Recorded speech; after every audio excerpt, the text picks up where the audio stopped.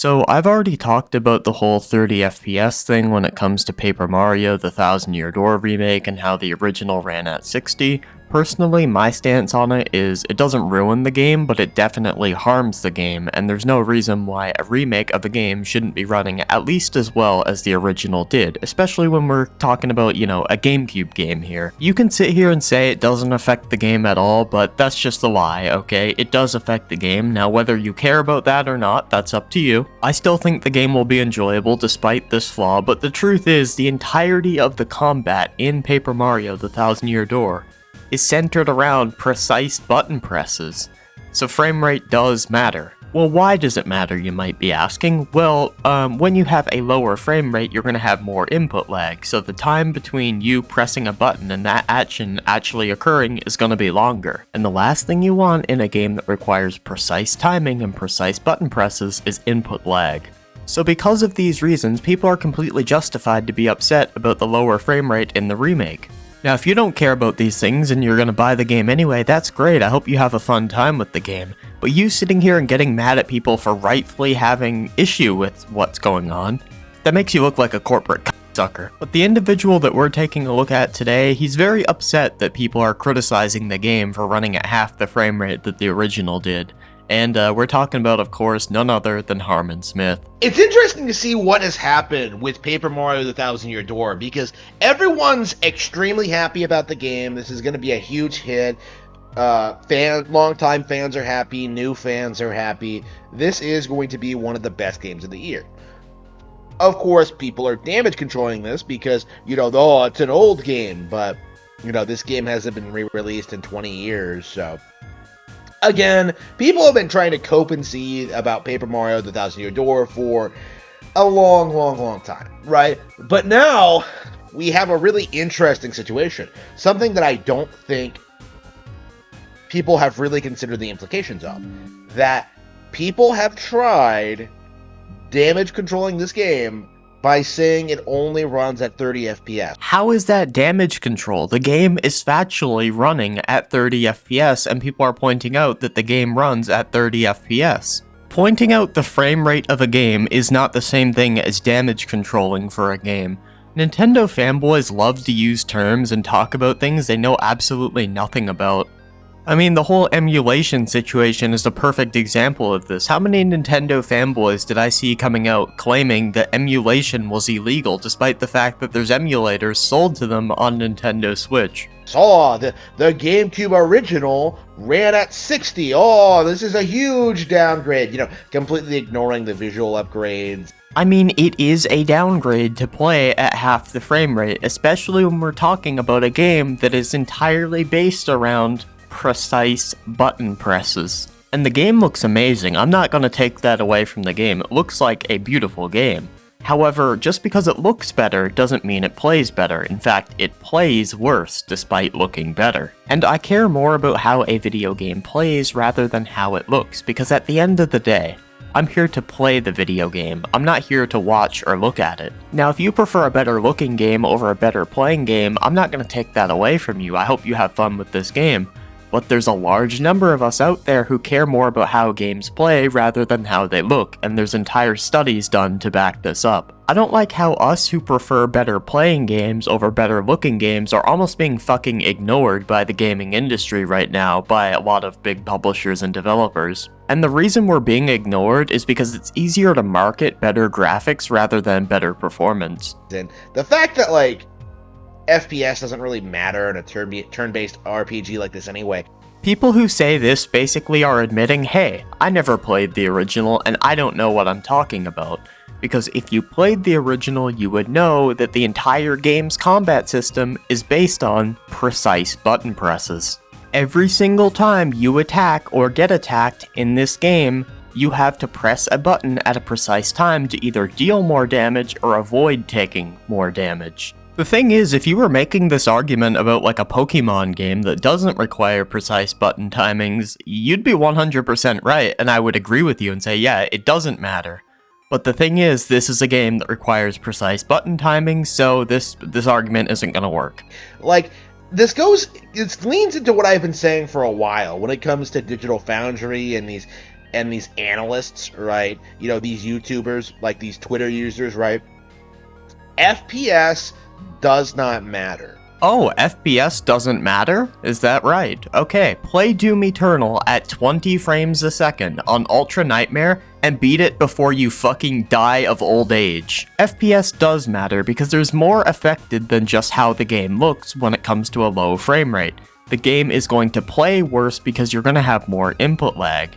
And people seem to never think about this because a lot of the people who claim frame rate doesn't matter, they seem to only care about how games look and not how they play. And I mean, at the end of the day, we're playing video games, we're not looking at and watching them. For all you people who don't care about how games play and feel and all you care about is looking at and watching games, why don't you go over to movies? You don't have to worry about playing anything with that medium. And please keep in mind, I'm not talking about people who are excited for the new Paper Mario game here when I say this. I'm talking about people who don't care about how games play at all, and they only care about how they look. We keep seeing this brought up, conveniently only about Nintendo games, about how games like Tears of the Kingdom are disappointing because they only run at 30 FPS. What rock have you been living under for the past few years?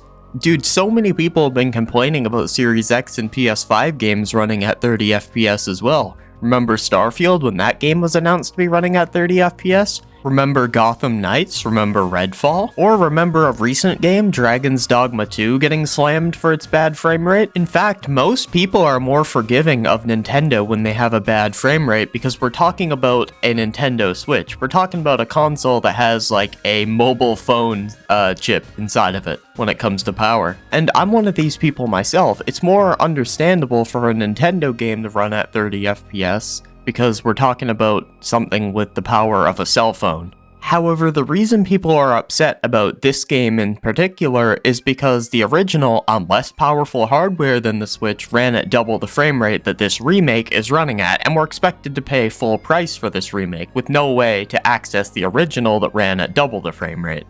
If the original ran at 30 and then this remake also ran at 30, I don't think people would really be that upset. It would be more understandable, but they chopped the frame rate of this game in half like a fucking watermelon.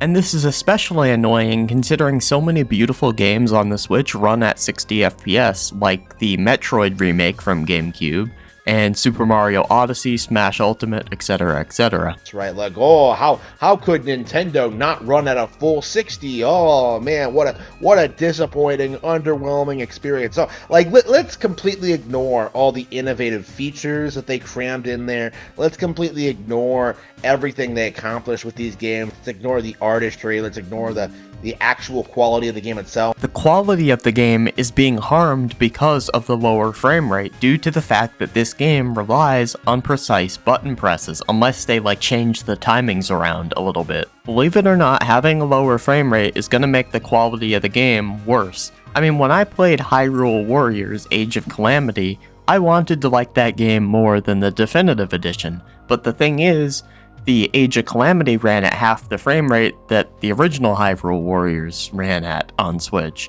And therefore, despite being a more like innovative and big game, I preferred the original Hyrule Warriors. I probably would have liked Age of Calamity better than the original Hyrule Warriors if it ran as well as the original Hyrule Warriors did, but my enjoyment and the quality of the game suffered because of the low frame rate. Let's hyperfixate on something that really, really doesn't matter, right? Let's focus on the frame rate, right? Let's focus on the FPS. 30 FPS is completely unplayable, even though you'll never catch me saying that about any PC game. Like, probably because your PC can't handle above 30 frames a second. I mean, I remember someone in my comment section telling me you had like a 1050 Ti, which means unless you play older games or download performance mods, you're probably not playing above 30 frames a second anyway. Again, it's just a cope. It's just a seethe. No, we're not coping and seething. Most of us will probably just emulate the game on our Steam Deck or our PC or whatever and play at a higher frame rate whenever a mod comes out for a higher frame rate. And I mean, speaking about coping and seething, you Nintendo fanboys have been coping and seething about me emulating for the past how long now?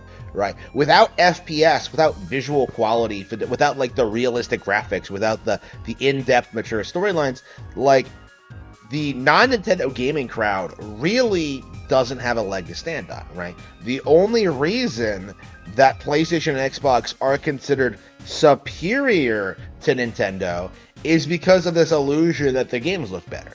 I mean, they do look and play better for the most part. That doesn't mean the games themselves are better, but I mean, a lot of Nintendo Switch games are running at like 720p, 20 to 30 FPS, whereas some PS5 and Series X games are running at 1440p, 120 FPS. People can cry about the way the games look all they want, they can cry about the art style, they can cry about FPS, but the reality is, we're still talking about Paper Mario: The Thousand Year Door 20 years later.